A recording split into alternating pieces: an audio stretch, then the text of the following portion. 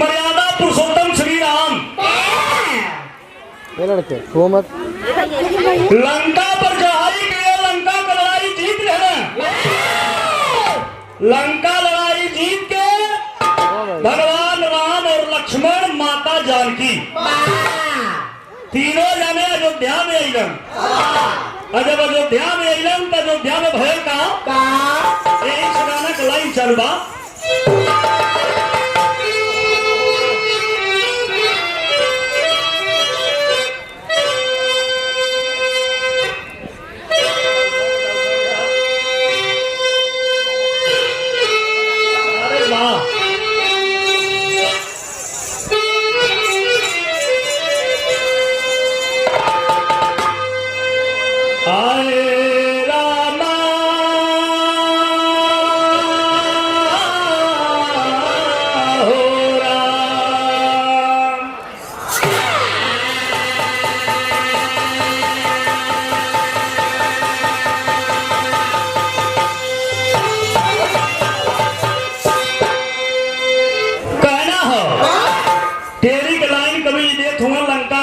जीत के अयोध्या आ गए, लेकिन आइलन कैसे?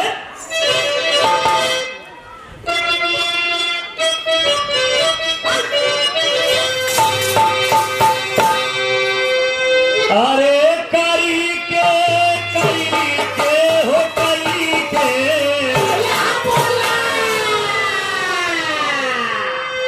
तो कहें कई के अरे विजया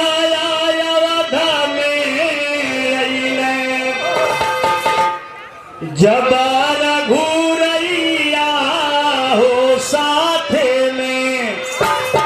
अरे लक्ष्मणी भैया जानकी ए भैया कई के विजय अवध में आए जब रघुरैया हो साथे में लक्ष्मण भैया जानकी। यही से लाइन बा।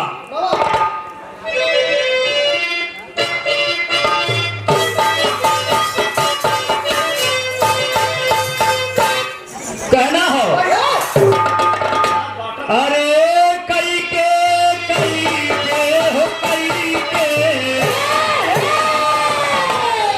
अरे कई के अरे कई के विजय अवध में जब रघुरैया हो साथे में लक्ष्मण भैया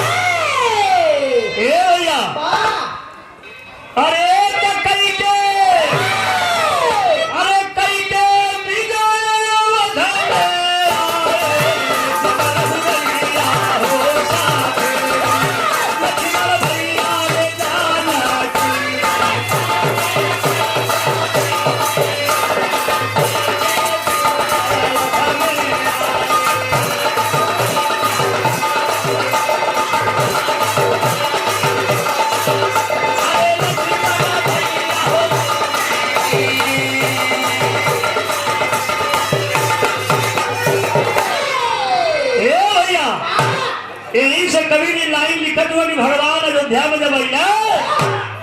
तो अयोध्या में आके करत का रहला। भगवान अयोध्या में आज के देखा खुशहाली मनावत हुआ, दान लुटावत हुआ। सीता जी के अयोध्या में अइले के खुशी में घर घर दीप जलावल जाता, दिवाली मनावल जाता। तो वहीं से तनी कवि जी लाइन लिखलाई देखा छंद का लाइन हो बात करेंगे कहना हो भैया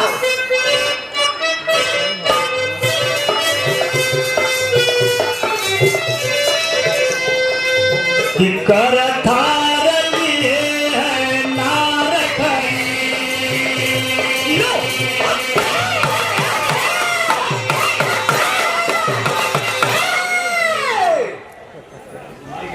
मेहरारू कुल आरती उतारत है केकर आरतिया उतारत हनी केकर थार लिए है नार खड़ी करती आरती कंगना खनके हर करई जहार खुशी का सभी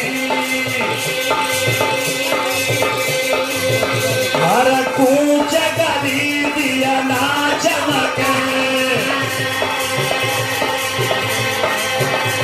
कपूर दशान जल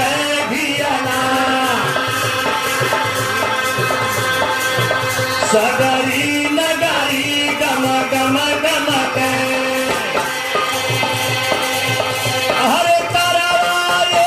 कया कहरी हरे करवाए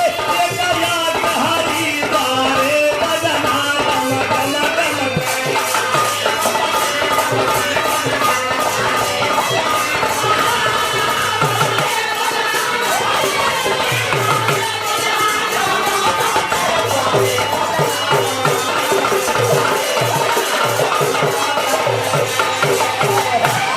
ए भैया करवाए एक यज्ञ हरि द्वारे बजना डम डम डम कर भगवान श्री राम आकर के जो है दान लुटावत हुआ सबके दान बांटत हुआ एक मिला दान दक्षिणा ले गयन जवन कुछ पौले है लेके गल नदी किनारे पहुंचल तो एक मल्लाह बेचारा अपन नैया खेवे वाला काम करे ये पार से वो पार नदी के किनारे जब पहुंचल बा तो जन केवटवा बैठल रहा नदिया के तिरवा दुनिया लेके तो पहुंचल जन पौले रहे वो मल्लावा बेचारा से कहा था कि का हो करे मत तो यहाँ का कर छे तू सरऊ ये पार से वो पार यही करा खाली और भगवान आए के हे जब सीता जी के लेके जो ध्यान में आल हुआ सोना चांदी हीरा मोती लुटावत हुआ तब सारे बदमाश कहीं की मलावा कलश करे ऐसे कह देंगे कि बतावा बेचारा कलश की ही बतावा का पौले है तू बाबा लब्ध निकाल के जेबाम से देखोलेस का एक मुट्ठा बाबा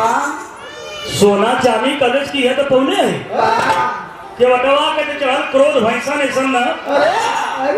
कलश की अरे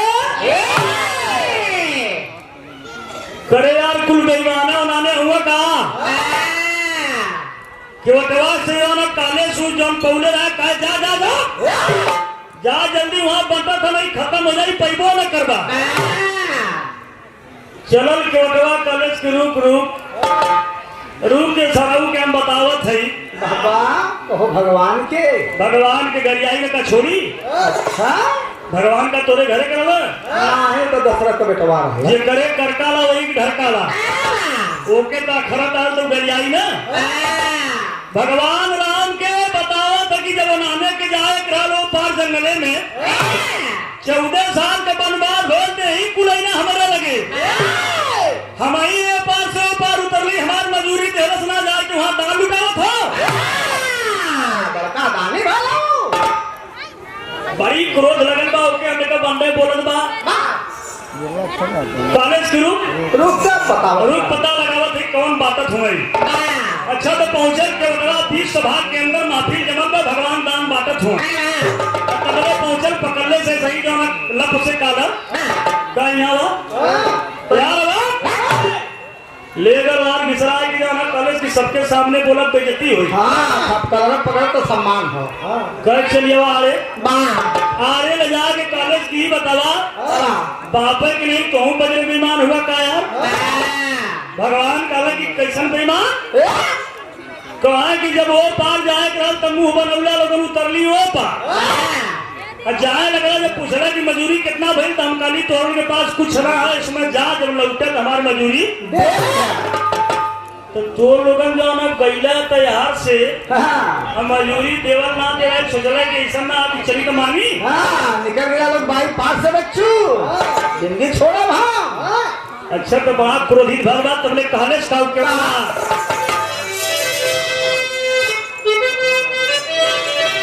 अरे तके वट थोड़ी बाद में आके अरे केवट थोड़ी बाद में आके अरे कहले राम से अलग बोला के कहले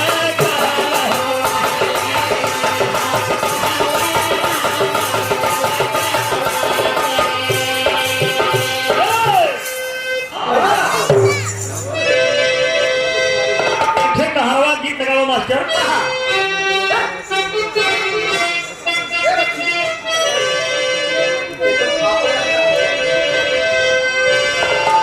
अरे नई हरवई में झूलनी अरे नई हरवई में झूलनी नई हरवई में झूलनी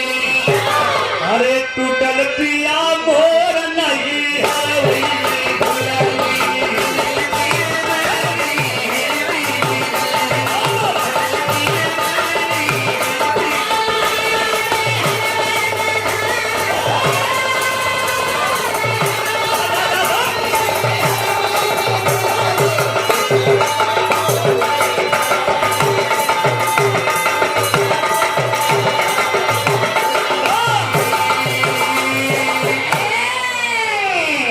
टूटल पिया मोर नैहरवा में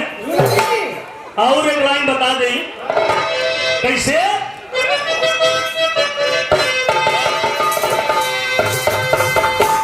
कि टिकरा से सोना कि टिकरा से सोना टिकरा से सोना के सोनारा बनावल हो सोनारा बनावल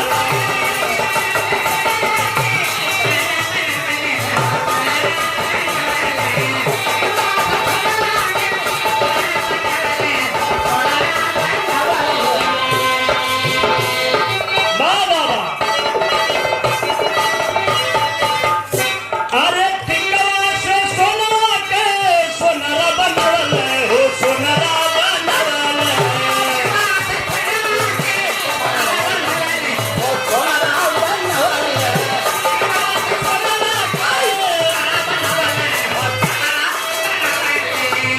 अरे ई जाता अरे टीके न टाका डाक में छोड़ नई हरवई में झूलनी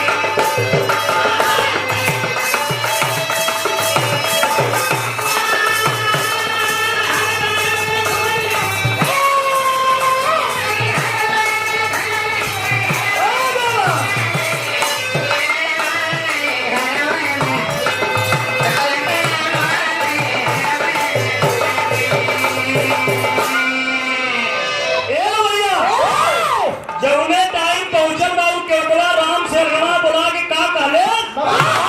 ये तेरी लाइन मास्टर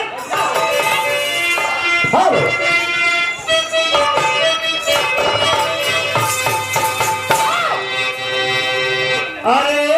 कहिया कहिया रे कहिया अरे न कहिया अरे कहिया अरे बेबा रघुबर बाकी मोटे भैया हो साथे भैया रे तालती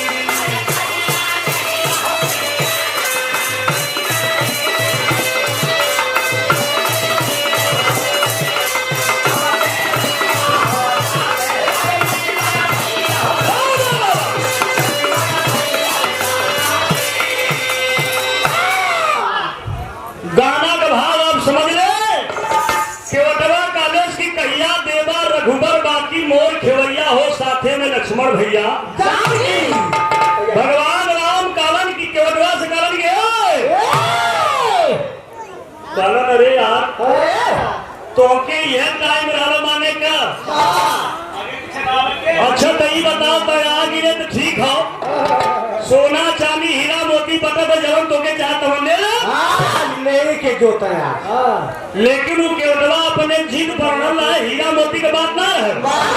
केवटवा के तई क्रोध लगल लाल की जब कहीं गईला की लौकत तो तुम्हारे देव तो देहला कहे ना अइला कहे ना और रास्ते से कहे दूसरा रास्ता बदल के गई ना। अच्छा तो भगवान मनावत हुआ कह रहे मर्दे मान जो जितना चाहे उतना ले ले कहे देवा भगवान से कॉलेज की जोर मांगब तो देवा भगवान कहे कि अब्बे मांग अब्बे दे भगवान कहे कि तू अब्बे मांग अब्बे दे वटवा कॉलेज की याद कहला मांगब तो हमें चाहिए। अच्छा तो मांगत है केवटवा मारे गुस्सा में है भगवान राम भी क्रोध में आ गया कहा अब्बे मांग दे थिला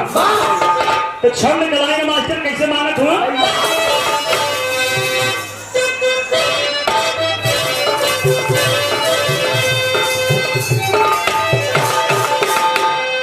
कि कह राम उठे सख माने अभी कह राम उठे सख माने अभी हम देव आज खेवैया के हर केवट के मन खोट बसा कहते दासियान गैया के हर काम बसा के वटक ही सुना हसिया छुटल रघुरैया ए भैया राम से कॉलेज की मानत है ना इनकार मत करा कहे मान मर्दे अब्बे मान कहे बस सुना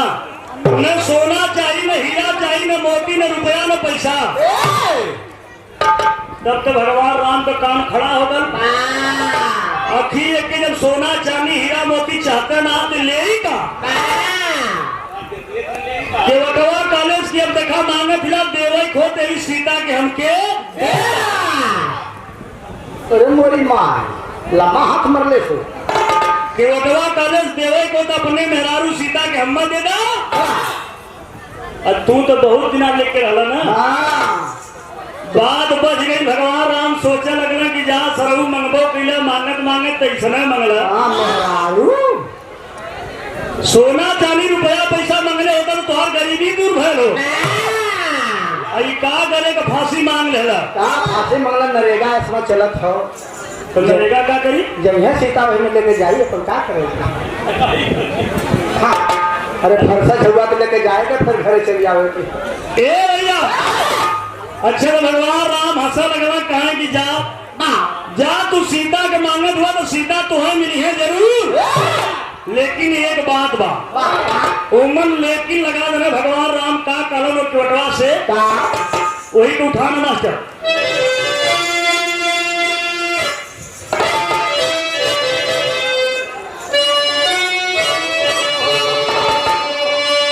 है बतिया कहले बान भगवान राम अरे करबे तुहरो अरे मनसा पूरन तजबा जब तू मर गईया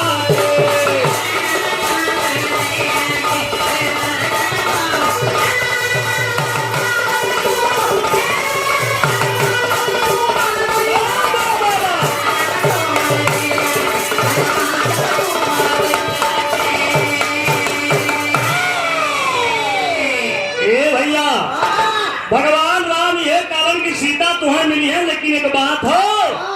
ना तुम मर्द रहो न मेहरारू तोरे अंदर मतलब वो पुरुषार्थ न रह जाई मर्दाना ताकत तोरे अंदर न रह जाई वही समय सीता तुम्हें मिली है अच्छा तो के का कालन कालन की तूने आदमी रहा न मेहरारू हो जीवा बीच वाला 6 नंबर यानी तू हिजड़ा जब होगा वही समय सीता तो है मिली है देख देहलन तो जरूर लेकिन ओकरे संगे ठलगा देना अच्छा तो देखा ये त्रेता युग बीत गया त्रेता युग बीते जा था करारे तो एकदम खड़ा बात नहीं अब पार हो वाला तब एक बाद द्वापर युग पे चढ़ाई हो तो भगवान एक बात कारण की सीता मिली है लेकिन तुम्हारा द्वापर युग में मिली है त्रेता में न मिली है जैसे मिले तैसे गीत बदल गई।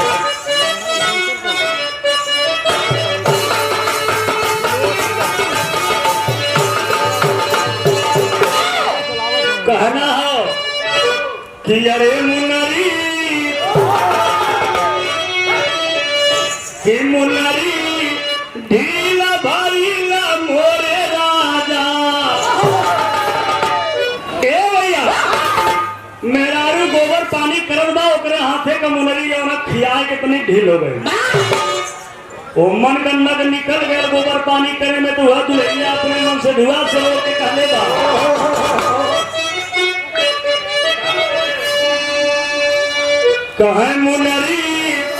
अरे ढीला भाईला मोरे राजा।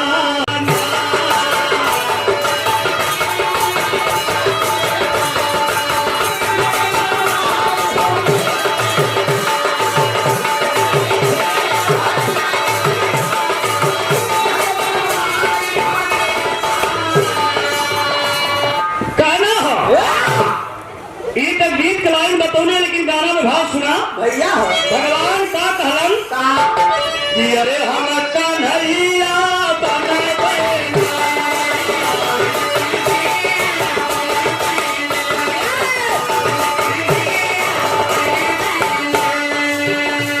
पर जुगत आई समैया पर जुगत आई समैया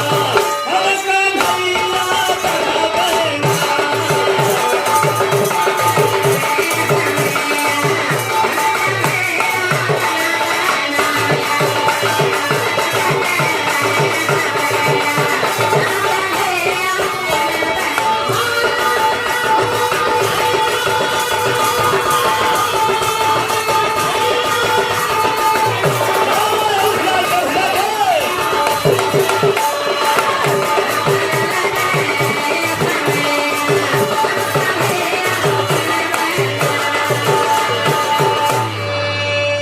कहना हो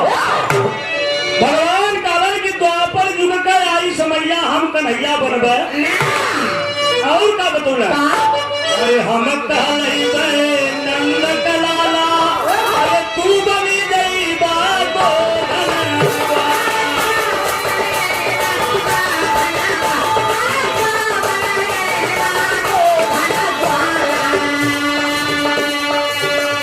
भगवान बतौला काले कि हम बाबा नंद का लाला कहाई और तू का बनबा तू बनबा गोधन हिजड़ा यानी तू गोधन ग्वाल तराबा ग्वाल वंश लईबा जरूर लेकिन तू रहबा हिजड़ा। हम बन जइबे नंद का लाला तू हो जइबा गोधन और सीता का बनिए अरे सीता सीता यार हो गोरे रानी, सीता राधा बनियल मैया, सीता राधा बनियल मैया, हम कन्हैया बनबे ना।